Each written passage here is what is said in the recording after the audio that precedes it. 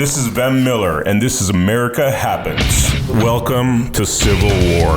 Two men line up for a race. The crowds are cheering. They love the competition. A car full of gangsters pulls up with bats and knives and sticks. They walk up to the runner with the orange shorts. They start beating him with the bat and hitting him and punching him in the face. And the gun goes off, and the other runner starts running. He's a little bit slow. He's not much of a runner. Jogging along. The other runner, he hits him. He punches him in the face. Gouges one in the eye. Finally, he starts running. And what we notice about this runner is that he's so fast that he catches up to the guy, passes him, and passes the finish line. As he passes the finish line and he wins the race, the cholos with a baseball bat hit this guy in the face, and bam, the guy goes flying back 10 feet, and he falls to the ground. Even though he's won the race, the other slow runner gets to the finish line, passes, and the judges award the victory to the guy that didn't really win. There is simply no metric in the known universe where Joe Biden and Kamala Harris legitimately won this race. And I'm not talking about voters fraud. I'm not talking about any of that. Even if there wasn't a single piece of evidence of voter fraud, this thing was rigged from the beginning, because you have one guy being given literally billions and billions of dollars of advertising, all of it false accusations, lies by the mainstream media who has aligned themselves with this individual, and they allow this individual to stay in the basement while the other guy goes, works his ass off, runs that race. And for those of us that watch this entire thing go down, with YouTube, with Twitter, Facebook, with the entire news media complex, spitting out lies every single day just to hurt one of the runners, there's nothing more despicable than watching somebody that doesn't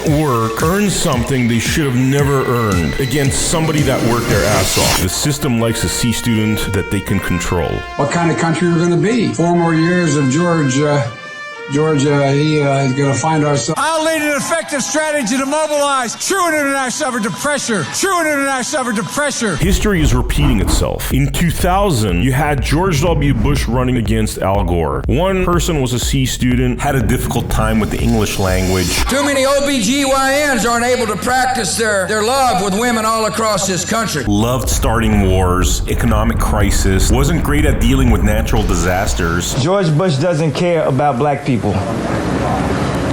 Loved spying, torture, lying about weapons of mass destruction, and the media protected him. The media created irreversible damage by giving the election to Bush before all the votes were properly counted. The Supreme Court, they stopped the counting when the difference was only 500 votes, and really just handed the election to Bush. It was clear back then to anybody that watched that go down that the establishment was really wanting Bush to win. And just like election 2020 that comes with the Great Reset pre-planned agenda, that putting Biden in power will then allow for that Great Reset agenda to take place, the 2000 election came with an agenda also. Only 2 years before the 2000 election, a group called the Project for a New American Century dreamed of a day where massive crisis would happen, and that would allow for the USA to attack the entire Middle East and take over countries and quote-unquote bring democracy. And for 8 years, the mainstream media sold us this lie to make us scared and lied to us about weapons of mass destruction, lied to us about bringing democracy to the Middle East when we can't even run our own democracy, when we don't even have voting machines that we could trust. But in 2004, we had the controversy with the Diebold election machine. There was a huge contingency that didn't believe that George W. Bush won. The victory was really produced by Diebold voting machines. They don't talk about why 16 years later we're still talking about questions with voting machines, because they don't want these problems solved. Because if these problems are solved, we could actually get fair and open elections. In 2000, most believed that a recount would have produced results for Gore. And look what happened.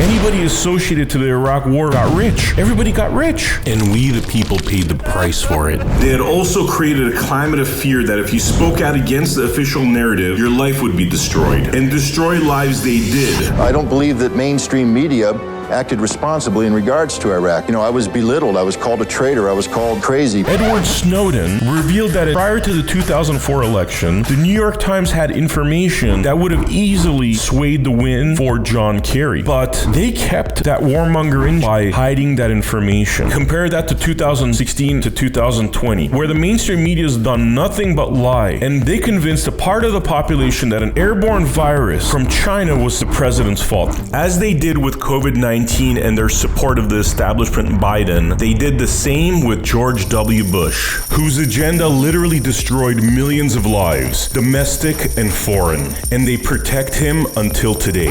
Finally tonight, we thought we'd address kindness, civility, and politics, which don't seem to be mentioned in the same sentence much these days. The lies and propaganda of the mainstream news media is the biggest threat to America today. They have done everything they could to spread lies and division and are the primary reason why we are on the cusp of civil war. They know that if they don't divide us with lies, then we will all know our true enemy, the 150 million of us, versus their treason and tyranny.